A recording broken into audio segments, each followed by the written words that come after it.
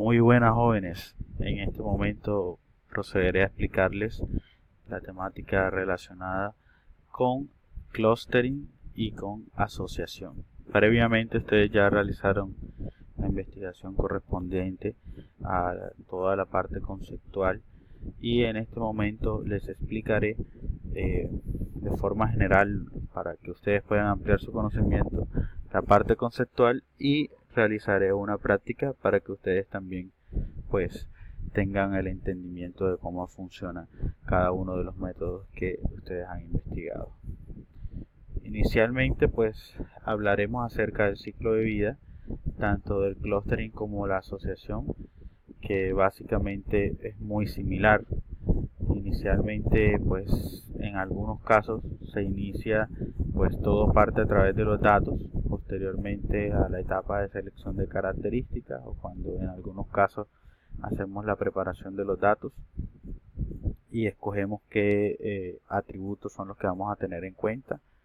Posteriormente a ello, pues en algunos casos vamos a utilizar medidas de similitud, por ejemplo en el caso de clustering, que básicamente lo que hace es hacer la relación o hacer grupos de los datos de acuerdo a estas medidas de similitud. En el caso de la asociación se generan unas reglas las cuales indican la dependencia o similitud entre los datos. Posteriormente a esa etapa pues tendremos el proceso de evaluación, cómo se evalúan tanto el clúster como la asociación, y finalmente pues cómo se interpreta el resultado para llegar a obtener el nuevo conocimiento. Entonces el clúster o clustering o segmentación básicamente es el encargado de hacer grupos de datos. Entonces si nosotros tenemos un gran conjunto de datos, por ejemplo acá si tenemos en cuenta que estos triángulos, los círculos y los cuadrados todos son registros, fíjense que de acuerdo al clúster yo puedo tener la capacidad de dividirlos y los divido de acuerdo a una estructura en común que tienen esos datos. En este caso eso se llama segmentar los datos. Acá por ejemplo están los datos que tienen forma de triángulo, por acá tenemos los datos que tienen forma de círculo y por acá tenemos los datos que tienen forma de cuadrado. Para esto nos sirve clúster o la parte de segmentación. Cuando lo vamos a ver ya en cómo se aplica esto en alguna problemática de la vida real o de nuestra vida cotidiana, eso lo podemos observar, por ejemplo, cuando un banco hace la segmentación de sus clientes y quiere de pronto ofrecer algún nuevo producto y pues, por ejemplo, si va a ofrecer un portafolio de tarjetas de crédito, pero solo se los va a ofrecer a los clientes que tienen un comportamiento o un hábito de pago positivo, entonces ahí están haciendo una segmentación de esos usuarios porque tienen unas características en común. En Cluster nosotros podemos encontrar que existen métodos particionales o método particional, métodos jerárquicos y métodos probabilísticos.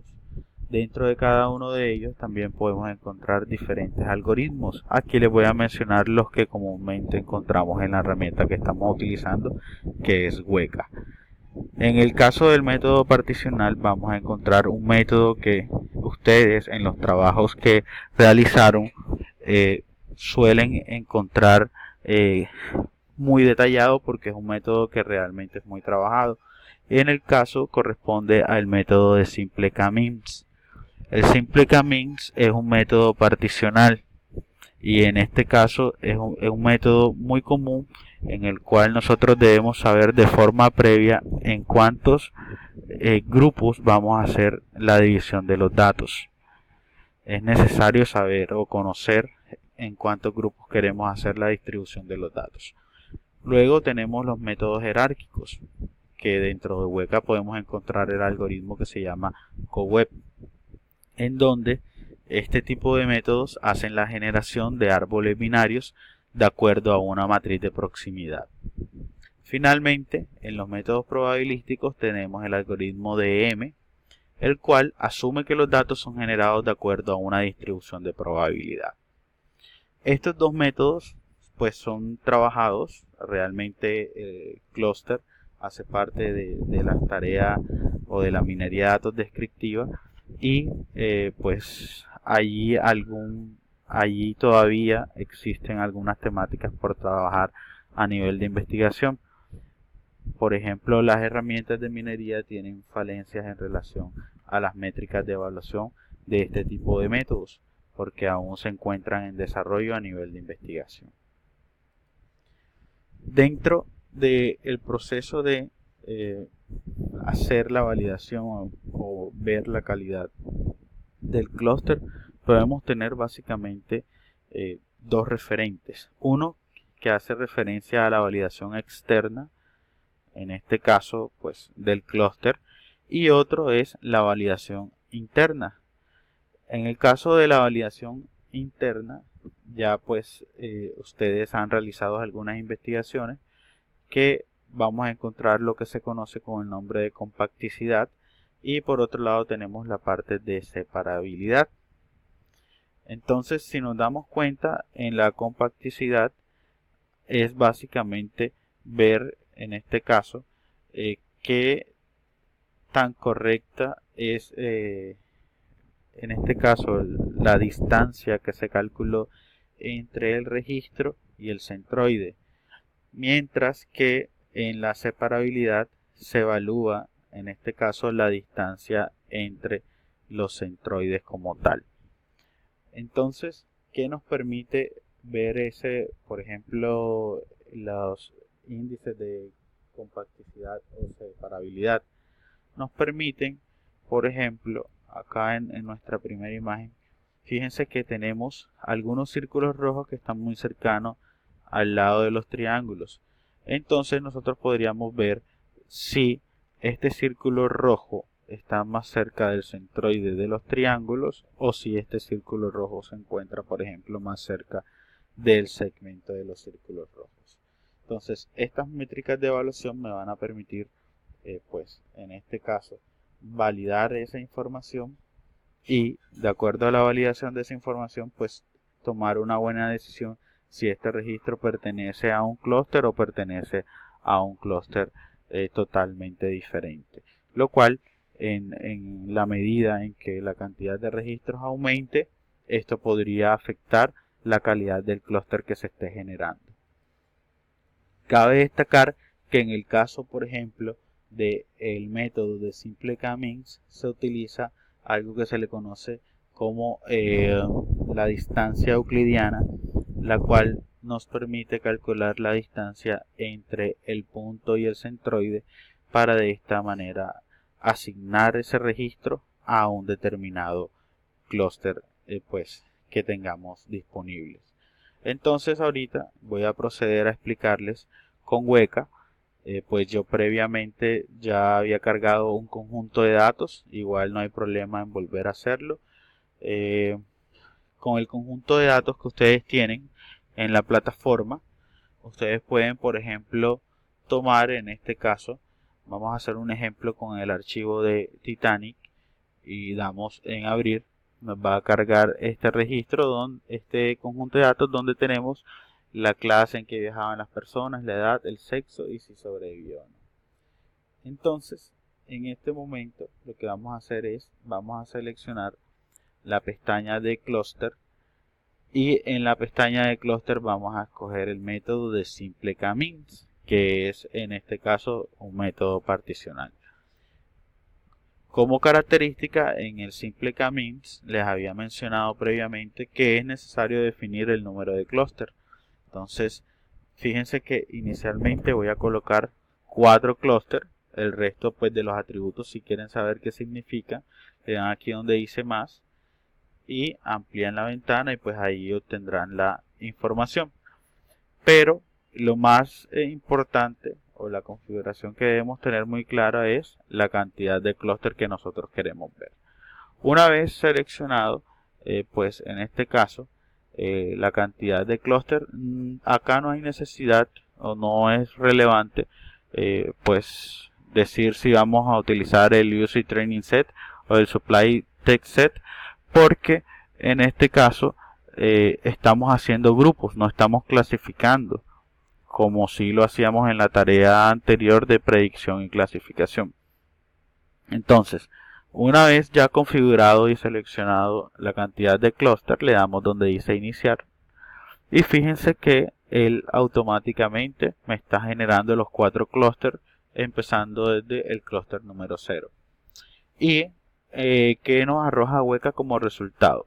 Nos arroja una tabla o una matriz donde tenemos como tal las características en común que tienen los atributos al momento de ser asignados a cada uno de los clústeres. Y en la parte inferior, otro de los aspectos relevantes son las instancias o los registros que son asignados por cada clúster. Entonces, por ejemplo, en el clúster 0 tenemos un total de 901 registros que corresponde al 41% de pues la información. En el clúster 1 tenemos 410 registros que corresponden al 19% de toda la información. Entonces, si nosotros nos damos cuenta y nosotros, por ejemplo, queremos hacer un análisis o una segmentación de usuarios a un banco, y yo quisiera decirle al banco, no, es que mira, tú tienes, por ejemplo, 901 clientes que tienen un hábito de pago excelente y eso te representa el 41% del total de tus clientes. Entonces ya esa información estás describiendo una situación y es algo realmente muy valioso pues para cualquier tipo de necesidad que uno tiene. Posteriormente, pues la lectura del clúster se debe hacer de la siguiente manera. En el clúster 0 vamos a encontrar a las personas que viajaban en la clase número 3 que tenían una edad de o eran adultos y el sexo eran hombres, pero adicionalmente no sobrevivieron, por ejemplo. Ese sería el proceso de lectura del clúster número 0. En el clúster número 1 tendríamos las personas que viajaban en la clase número 1, que eran adultos, que eran mujeres y que sí sobrevivieron. En el clúster número 2 estaban las personas que viajaban en la clase 0, que eran adultos, que eran hombres y que no sobrevivieron. En el clúster 3 están las personas que estaban en la clase 0, que eran adultos, que eran hombres y que sí sobrevivieron. Entonces, esta información es o va a depender de acuerdo al número de datos que tengamos. Porque, por ejemplo, acá solo tenemos 4 registros, pero si en este caso voy a abrir otro archivo, el conjunto de datos de medicamentos, drogas o tratamientos, y voy a hacer el proceso de clúster, vamos a escoger nuevamente 4, le damos a iniciar. Fíjense que ya aquí la información cambia totalmente. Ya pues en algunos casos es posible que alguna información llegue a ser contradictoria, pero pues ya esto es hace parte pues de acuerdo a la cantidad de clúster que nosotros asignemos, y pues ya nosotros tendremos que tomar la decisión pues de eliminar un clúster que en algún momento dado esté repetido o que en algún momento dado pues esté siendo contradictorio con cualquier otro clúster.